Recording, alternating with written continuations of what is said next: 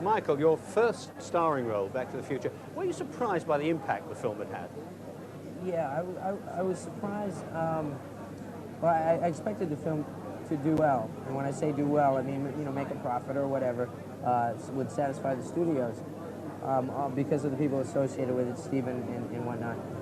But for it to come out and do as well as it did, I mean, I don't even look at the totals anymore. It's scary. Breathtaking they are, It I tell is. you. It's frightening. I mean, I'm glad I don't have to add it up, and I'm almost as glad I don't have to add it up as I am sorry that I don't get to keep it. You know. I bet. It can't have made too much difference to your own personal fame because you're very well known in America with your TV series, Family Ties, aren't you? Right. Well, it's funny. It has it amazes me because a television show, when it's popular, is seen by, I don't know, 50 million people or whatever a week. A greater number of people than will ever see most movies. I mean, I think that more people see Family Ties in a night than see Jaws, will or have seen Jaws. Our producer told me that once. So you wouldn't expect it to make that much difference. Yet when you come out with a film like Back to the Future, all of a sudden it just quadruples the amount of attention you get. And I don't really understand it, but I can't honestly say that I don't like it. Now, you replaced Eric Stoltz eventually in the role of Marty McFly. How did you feel about that? I mean, presumably you were quite pleased to get the part. Well, I had a lot of feelings. I had real mixed emotions about it.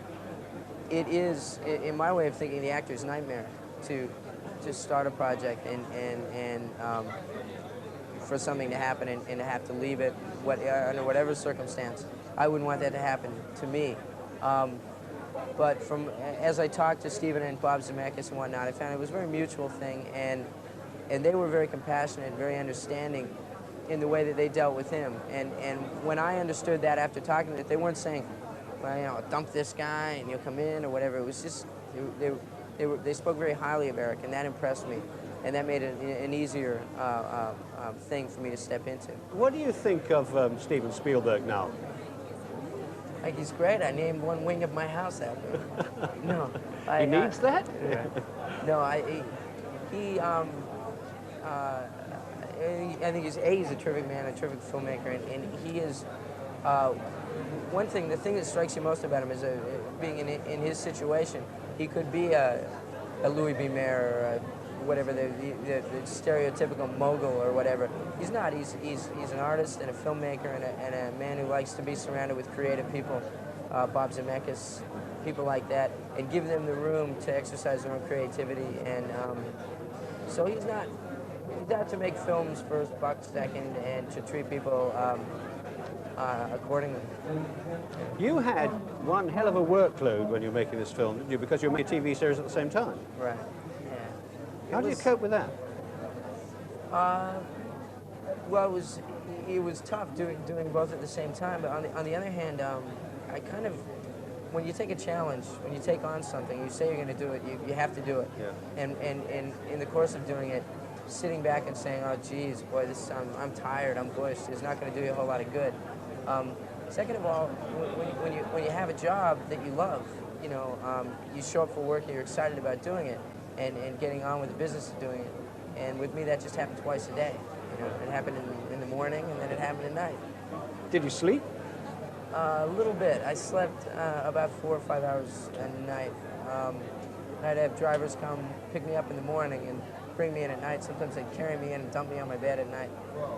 So there were a lot of people who made life easy for me and went out of their way to be understanding during that time. Well, finally, Michael, here we are at this royal premiere. Huge, great crowd standing behind us now as we talk. I'm not nervous at all. What do you make of an occasion like this? It's wonderfully exciting. I mean, it's a once-in-a-lifetime thing. If indeed it is only once in a lifetime for me, I'll die satisfied.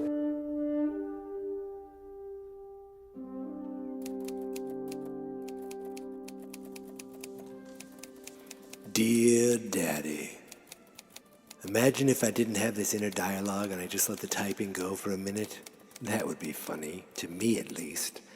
Anyway, I told you I have friends. Wasn't that fun? Listening to me and my friend Eric talk At some points, we even talked about Back to the Future, which, again today, I watched for the 18th time. I got up bright and early and watched it before breakfast even. I had other things to do today, most of them involving watching movies. But I always come back to the Future. No matter what, it will always be my favorite movie of all time. Just like my brother is your favorite child. But listen, if you think it was surprising that I had a friend, well, hold on to your hat, Daddy-O. Well, I guess I could call you Dad, because there will be more. Plural. There are other guests coming. Some of them you may have heard before. Some of them you'll be hearing for the first time. But alas, it all really boils down to the fact that you have to be listening to the podcast in the first place. And I have no idea if you do. You send me mixed signals, Dad, by never talking to me or never communicating. What are you getting at, man?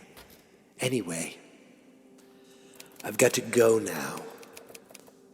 I really don't have anything else to do. It's just my fingers hurt after typing for a while.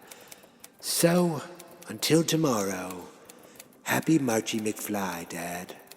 Your son, Michael, March 18th, 2021. 1, 2, 3. Marchy McFly, Marchy McFly.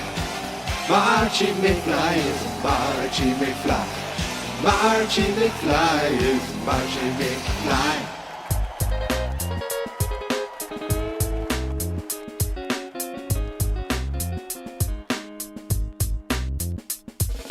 Every day in March I'll be doing the same thing, watching my favorite movie. Back to the Future once a day all month long. 31 straight days for me. Great Scott, this is heavy. It's called Marchy McFly. Follow along with my podcast. Did I mention there's a podcast? It's called Marchy McFly. Won't you please check out my podcast? Please just subscribe to my podcast. It's called Marchy McFly. The podcast is called Geek Mentality, but this is called Marchy McFly. Hold it, fellas. I'm afraid you're just too darn loud. Next, please. We have the next group, please.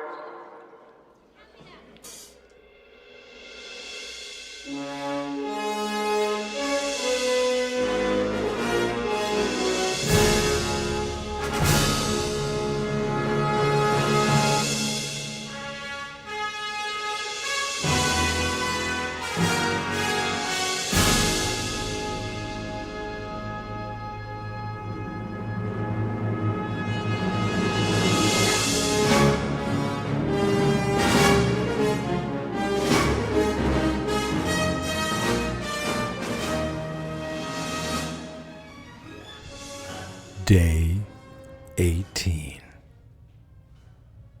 Today, I watched Back to the Future for the 18th time in 18 days.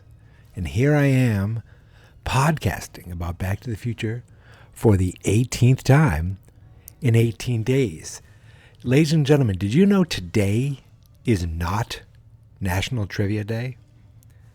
It actually was in January 4th. Is it? Yeah, January 4th is National Trivia Day. I didn't know that was a thing, but I thought maybe since we forgot it, we might want to celebrate it today. This is Back to the Future Trivia.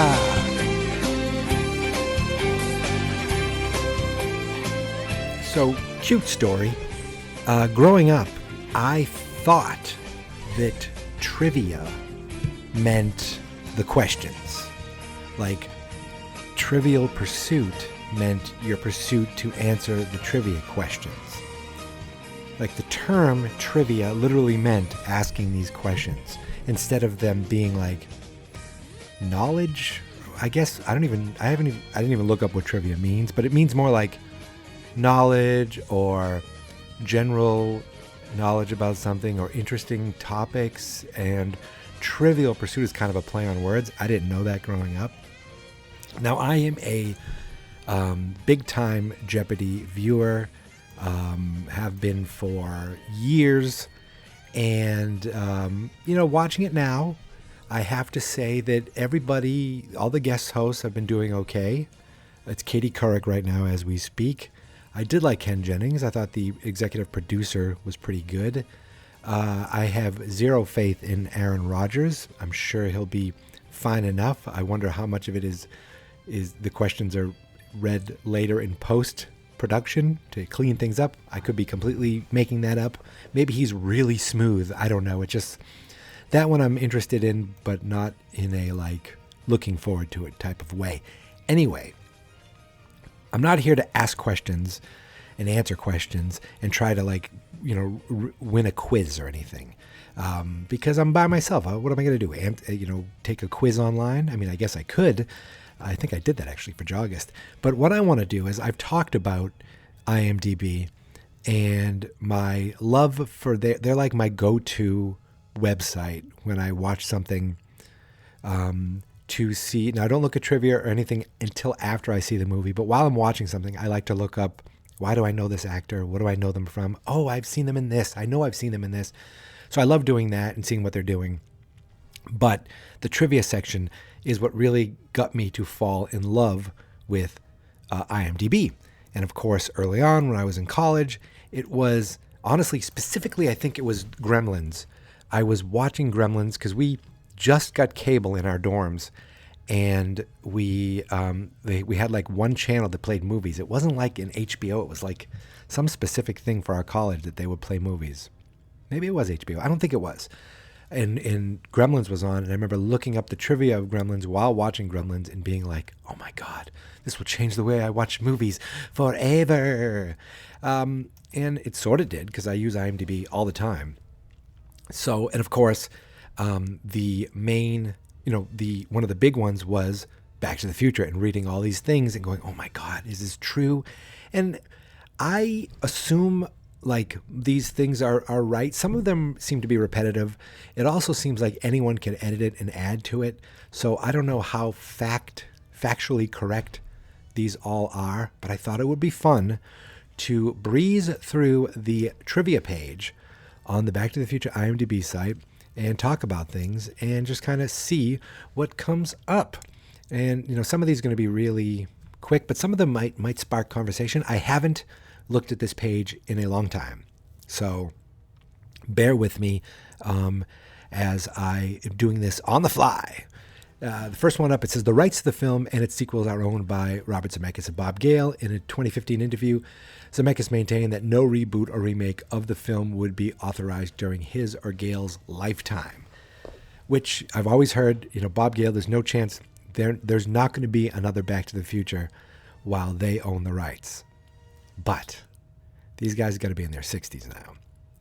Someday down the line, could be after I'm long gone, and this podcast is the only thing that the world remembers. But someday, someone's going to get these rights. Unless they put something in some sort of will and pass it on. But I don't think we're going to have any sequels anytime soon or reboots. No, but someday, someone's going to work it out. And if I'm alive, I don't know if I could watch it. That'd be tough. I mean, I don't know if I would enjoy it, but I'll probably watch it just for watching. You know what? I didn't see the Footloose remake. Well, how am I comparing those two? Anyway, and I didn't see the Red Dawn remake. So, I don't have to see these remakes. But Back to the Future is my favorite movie of all time. I guess it would be interesting to see who did it based on, who was in it. I know people have done deep fakes with, Robert Downey Jr. as Doc and Tom Holland, Spider-Man, as Marty. But we're not going to see that anytime soon. This is a long page. It says the writers actually received a letter from John DeLorean thanking them for immortalizing his car. That makes sense. 2010, Michael J. Fox said that strangers still call him McFly. He said he was in a remote jungle in Southeast Asia, Bhutan, and someone walked by him and said, "Marty McFly."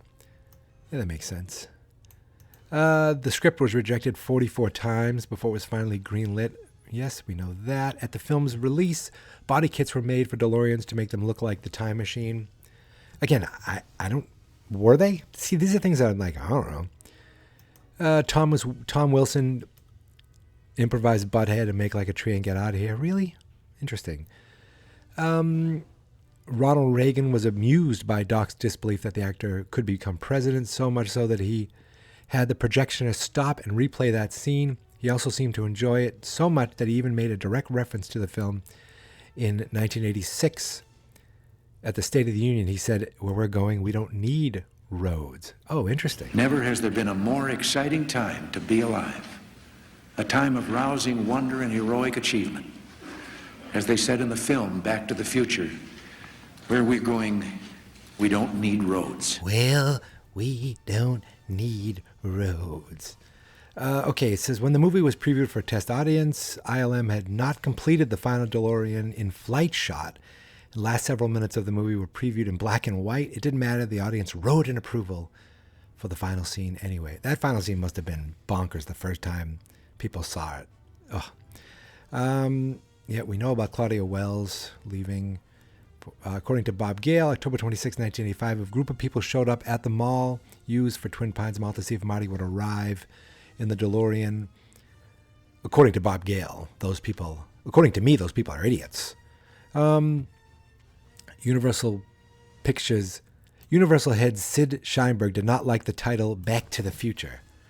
Instead, I think this is a Steven Spielberg one. Instead, insisting that nobody would see the movie with future in the title. In a memo to Robert Zemeckis, he said that the title should be changed to Spaceman from Pluto, tying in with the Marty as an alien joke in the film, and also suggested further replacing the I'm Darth Vader from Planet Vulcan to the line, I'm a spaceman from Pluto.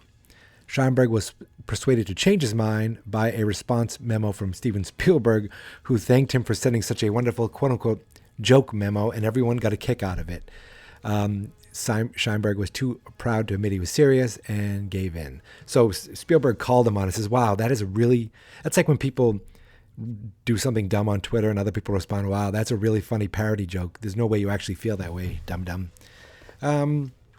It says, when Lorraine follows Marty back to Doc's house, she and Doc exchange an awkward greeting. This marks the only on-screen dialogue between Christopher Lloyd and Leah Thompson. We talked about Leah, although they've appeared together in 6 movies. I don't know what that's the only time they've been together, and they've been in 6 movies together. I'm trying to think what else they were in, and I have no idea. The inspiration for the film largely stems from Bob Gale discovering his father's high school yearbook and wondering what it would be like to be with him as a teenager. That was talked about a little in the Expedition show on Discovery Plus. Crispin Glover claimed to have only seen the film once. In contrast, Christopher Lloyd often watches it. Again, this is trivia. Not that this stuff is, like unfactual. That's not right. Is that a word? But some of it's just like, are we really bored?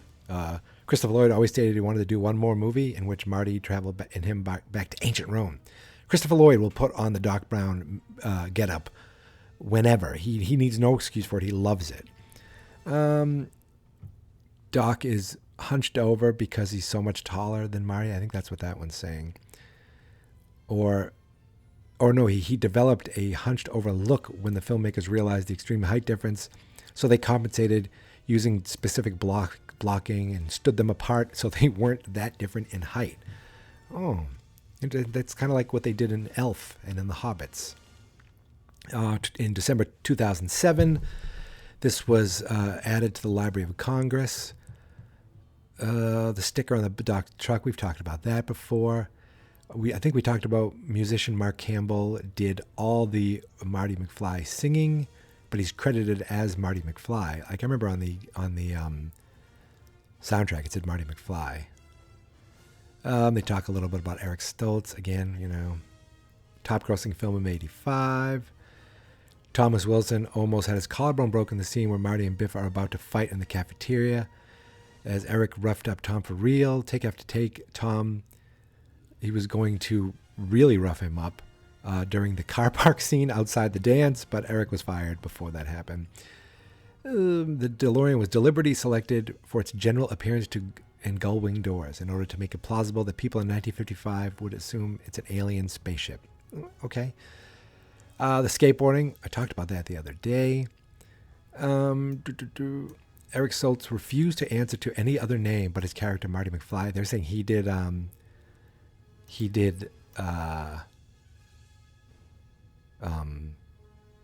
method acting. Well, who's Marty McFly? Not you. It took Lorraine 3 hours to get into the old lady makeup. She's about a couple of years older than me. Twin Pines, Lone Pine. Everyone knows that one already.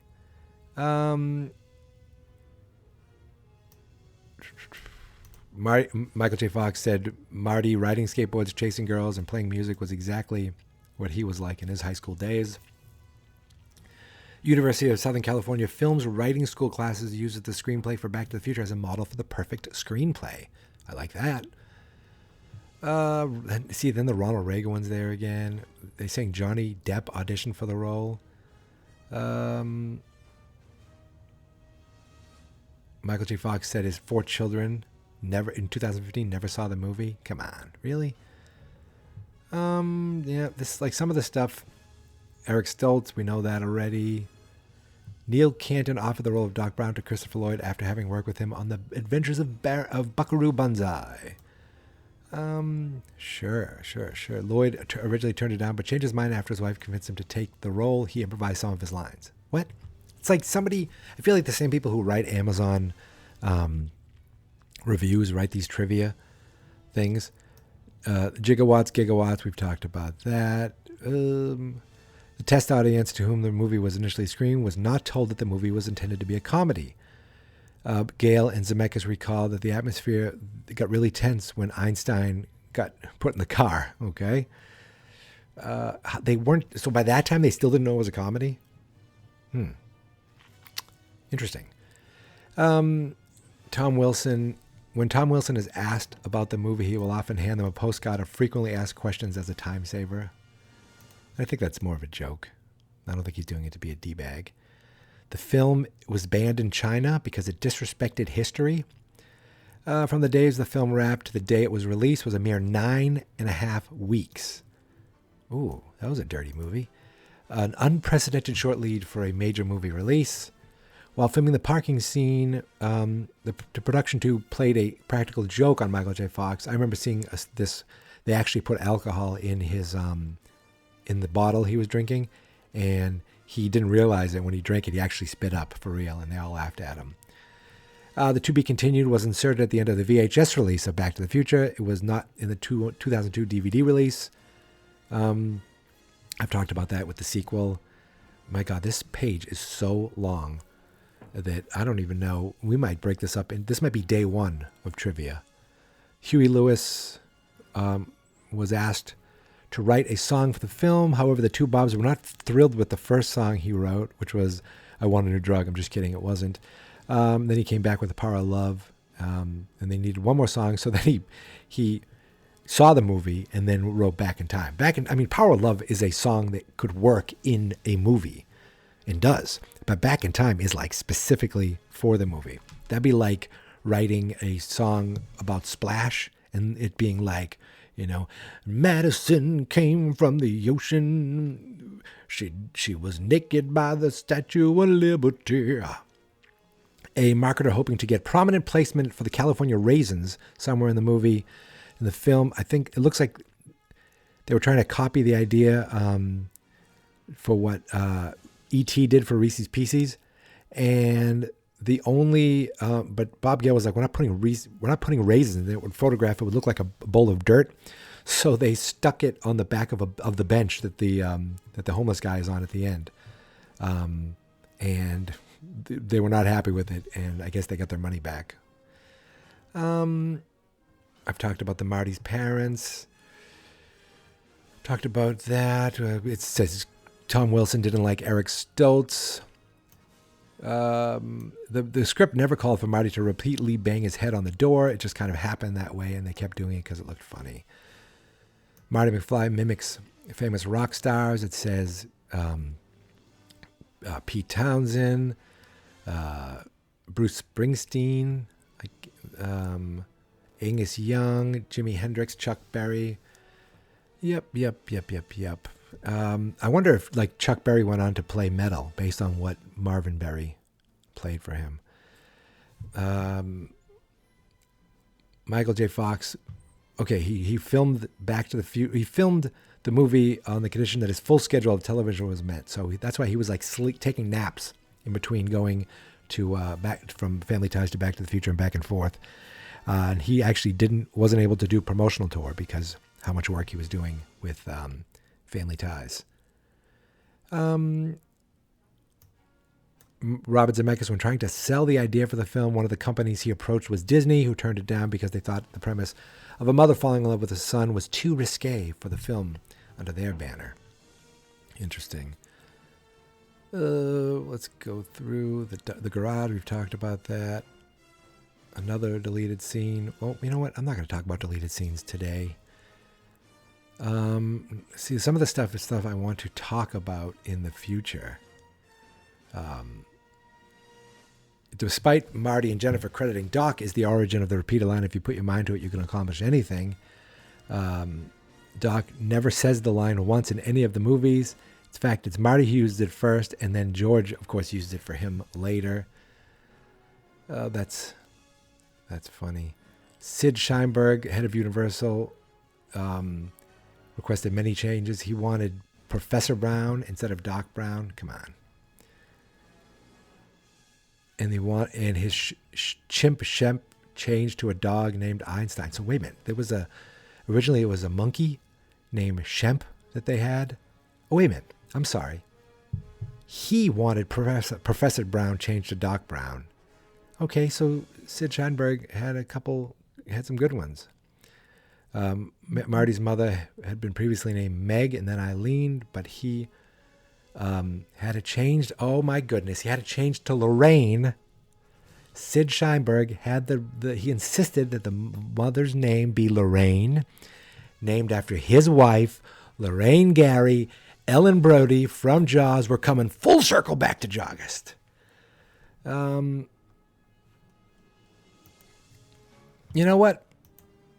There is a lot more on this page, and I'm not going to go through it all today because that would be a very, very long episode. I'm not even halfway through this page. So this I'm going to be calling, this. Let's think of this as the day one of trivia, okay? And we're going to be going through many more days, or at least one more, right? Because we have so many more days left. After today, we still have 12 days. 12 days. And then at some point I'm going to be like, oh my God, I only have 7 days left. And I'm going to have to think of something to do. Ooh. But not today, folks. Today, we nailed it. But I'm not fully done with Geek Mentality today. Obviously, there will be another episode coming out. But for Marchy McFly, we did it. We nailed it. We're done. Thank you so much for listening, so much for subscribing. You know where to find me on Twitter and Instagram at Geek Mentality. I have a Reddit username, and I might post this on there and see if people get annoyed by it. It's geek_mentality. The Facebook page is simply Fans Not Experts. And of course, the website is fansnotexperts.com. 18 days in the books. In the books?